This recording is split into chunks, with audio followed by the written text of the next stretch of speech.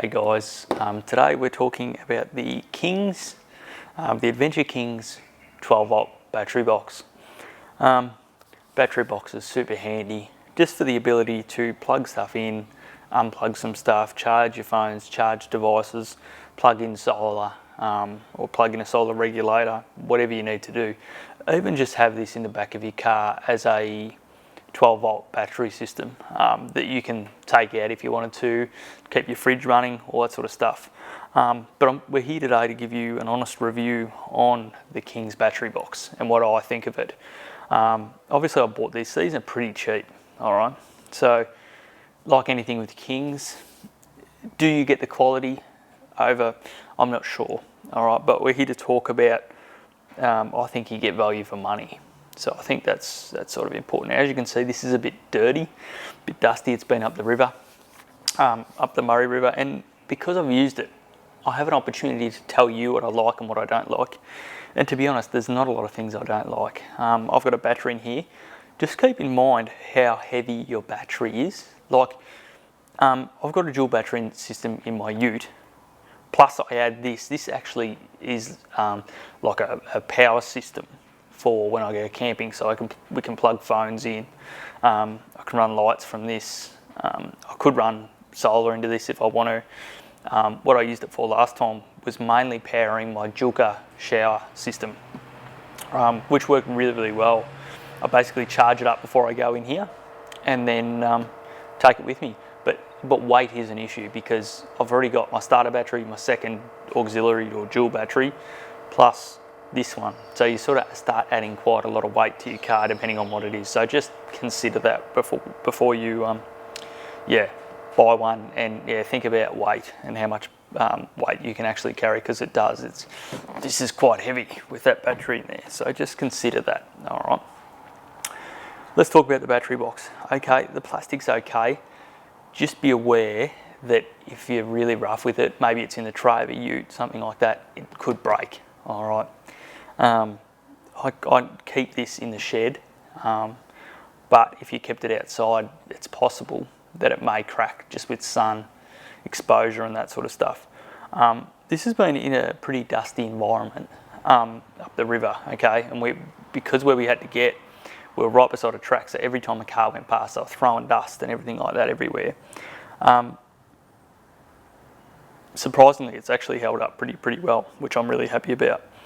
Now, it does have a circuit breaker in there, which is good because it's not fused, which means that if you overpower the system, it will just flick out the circuit breaker, which is great, especially when you're camping. You don't have to go and find a fuse. You can just reset that circuit breaker and we're good to go, but we'll talk about that in a minute. We'll focus on this side first because it's got the promo material on that side, so we'll start there. First of all, these actually work really, really well, especially with stopping dust. These little covers, little rubber covers, they work fine. As long as you're gentle with stuff, you're normally pretty right. So in this one, we've got two USBs. One says 1 amp, the other's a 2.1 amp. Both 5 volts. All right, so it's handy, and it's got an LED in there as well. Did use this numerous times for charging the phone while we were away, so it's handy for that. Any USB device can basically charge it. And this one, a 12 volt SIG socket, which was great as well. I actually run lights into this, so the lights have got a SIG socket, so that works really well. So basically, it's like basically a power. Well, it is a power box, but it's good because you can plug stuff in and out. We've got two Anderson plugs on top, which is awesome for plugging if you want to go out of your solar regulator straight in to charge it up, or if you want to run an extension like an Anderson extension lead basically off here, you can. So there's options, which is handy. All the wiring in that's in all the wiring inside pretty easy. All makes sense to wire up to a battery. So all good. I'll turn it around, show you the other side. So the other side, again, you've got your resettable circuit breaker, as I said. If we turn it on, switch to turn it on and off, which is good. You can turn it on and off. So overnight time, I just switched it off if we didn't need it. But if I switch it on, turn it on, can see what your voltage is in this little screen here. So at the moment we're 12.6 volts. This actually hasn't been charged since we got home. So yeah, but you can see, it's handy just to be able to push that switch, get an idea on how much power usage you're basically using, or what your battery is sitting at. So it's handy for that. To charge it up, these normally come with little caps. They're actually not on it at the moment. This is where I plug in, so the red positive, black negative, and I charge it, put it onto a battery charger. So I charge it before I go anywhere, which is handy because I can just clip it on there, charge it. You don't have to undo it, put the alligator clips on or whatever and charge it that way. It's just always ready to go. You could probably charge it via Anderson, but I prefer just to plug straight onto there and charge it up that way, and then it's just a trickle charge whenever I need it. But as you can see, I haven't charged it yet. There's not a lot of bad stuff to say about it. You might need to pack it out depending on your battery. So I know in mine I've got a little gap, so I'll probably need to pack that out. I haven't, but you might need to depending on the size of your battery. But yeah, nothing bad about it. Just consider the weight, as I said, excuse me, at the start. Consider the amount of weight. Again, this is held up pretty well. Look, depending on where you put, as I said, depending on where you transport it, if you look after things, they'll last. If you don't, they may not last. It's not super thick plastic. And I can tell you now that with the battery that I've got in it at the moment, it sort of flexes.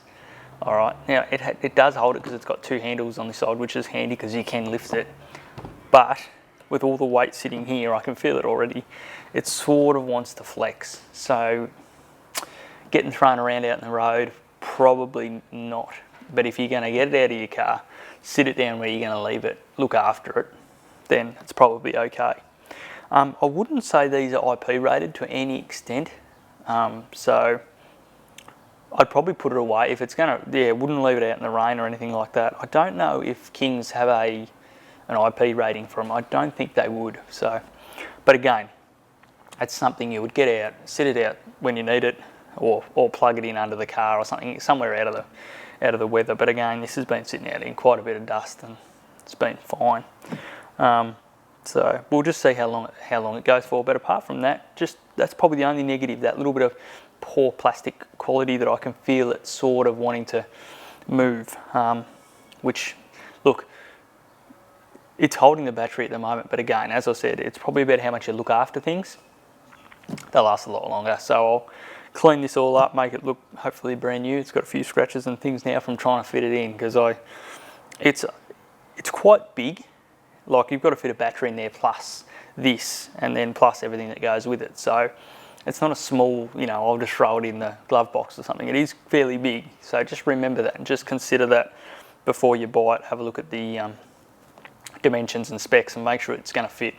Particularly if you're going on a long trip. You sort of want a dedicated spot for this to go, so that nothing's knocking it, hitting it. That's also probably an important thing to consider. But apart from that, it did its job. It's an easy way, rather than just having a car battery sitting in the back of your car.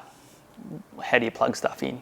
Whereas this, it allows you a simple way to plug USBs in, plug in Anderson plugs, you're good to go, especially if you're going away for a few days.